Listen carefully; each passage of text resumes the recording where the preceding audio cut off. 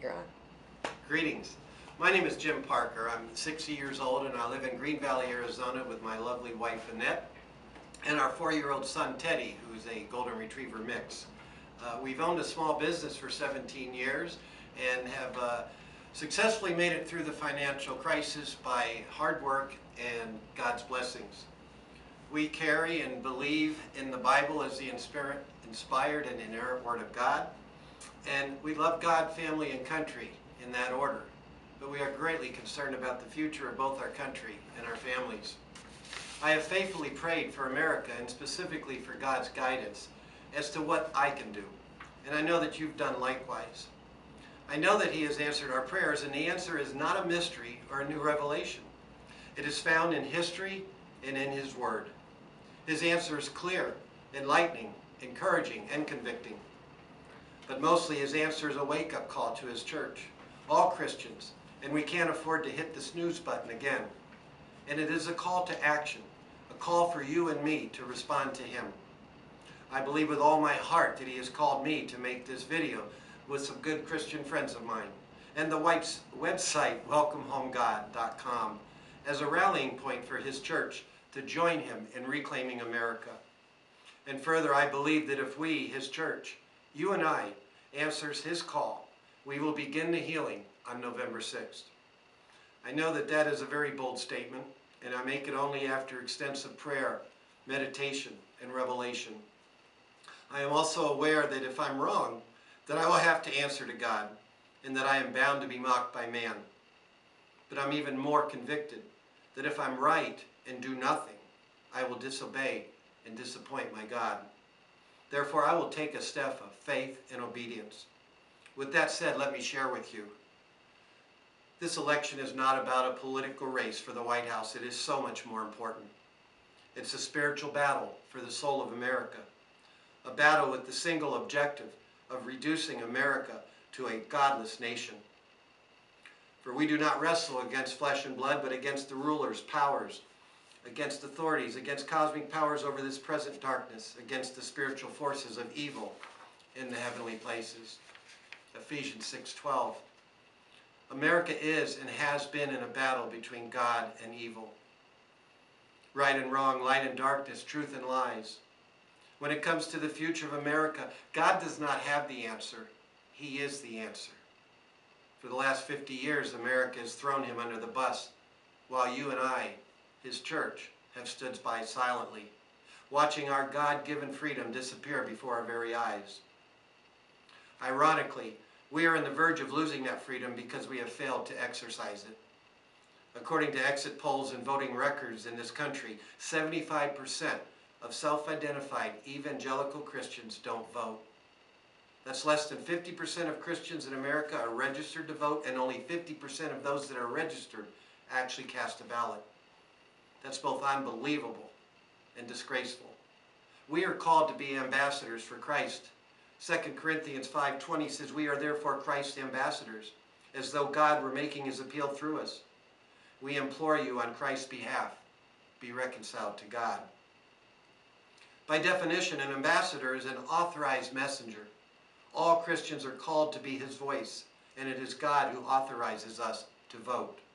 So we must not only vote, but we must vote on His behalf, which means we must select candidates and issues of His choice, not ours. We must prayerfully ask how Jesus would vote. James 4:7 says, "Submit yourselves therefore to God." This generally would mean a choice that is for the good of others, the poor, the downtrodden, the voiceless, not necessarily ourselves. This must be our conviction and commitment on November 6th and all future elections. However, if we do not unite now and speak up for God now, it may be too late. The question isn't, where will unemployment be in 4 years? The question is, where will religious freedom be in 4 years? The attack on religious freedom in recent years is nothing short of frightening. We know how Chick-fil-A was threatened that they weren't welcomed in 3 major cities by the mayor simply for their biblical beliefs. A New Mexico photographer has spent 7 years and lots of money in courts defending her decision not to videotape a lesbian wedding. An 8-year-old elementary student was disciplined in public because she prayed over her lunch. And this is the great one.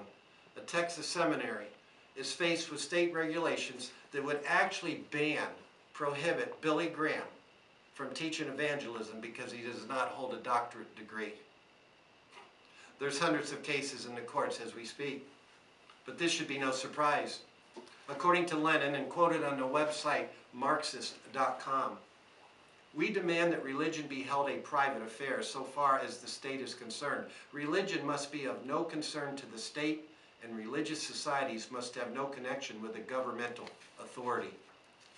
The enemy is intent on removing God totally from the public square, and they are very close to complete success. And if they succeed, it will mean the end of America as we once knew it. Joseph Stalin said, "America is like a healthy body, and its resistance is threefold: its patriotism, its morality, and its spiritual life. If we can undermine these three areas, America will collapse from within." President Ronald Reagan warned us that if we ever forget that we are one nation under God, we will be one nation gone under. John Adams said our Constitution was made only for a moral and religious people. It is wholly inadequate to the government of any other. The success of stifling our God-given freedom has been successful by the propagation of two lies. The first is the claim that the First Amendment says that God is not welcome in the public square. And the second is the fallacy of the separation of church and state. The truth is that our religious freedom is stated in two simple clauses of the First Amendment. The Establishment Clause prohibits the establishment of a state religion, like the Church of America or Church of England. In fact, the original drafts actually used the word denomination. No one would argue with that. And the Free Exercise Clause, which was written with the original intent and interpreted for almost 200 years, simply to keep the government out of the church. Not, as the enemy has successfully implied, that it is to keep God out of the public square. An honest look at history, a peek at the original constitutions of all 50 states, or a walk through the buildings of Washington, D.C. will clearly settle that dispute. The enemy has rewritten the Constitution without legally changing a single word. And the separation of church and state, as the government and courts have defined it, is nothing but a lie. The words do not appear in any founding document and were originally penned by President Jefferson in a letter to the Danbury Baptist Association. The letter was in response to a concern that the Constitution was not strong enough to keep the government out of their affairs. Jefferson used this phrase to assure them of their religious freedom. So all we have to do is to put a stop to the recent ignoring or misinterpretation of the United States Constitution. The same Constitution that over 97% of federal and state employees, from city council to president, swear an oath to support and defend. And in failing to do so, by definition, it is treason and an impeachable offense. Our founders risked everything to obtain our religious freedoms. Millions have sacrificed and died to defend it. It is up to us, you and me, with God's guidance and direction to protect it. I boldly told you before that I believe that if we, His church, answers His call, He will begin the healing on November 6th. Here's how we'll do it. We'll pray for God's will, direction, and blessing. We'll vote as an ambassador of Christ on November 6th. We'll go to welcomehomegod.com. Now, see how you and I will get this message out to over 10 million Christians, the media, and all candidates within hours or days, long before the final debate. Just commit 1 hour of your time to sending emails, tweets, and Facebook posts, and then trust and believe God.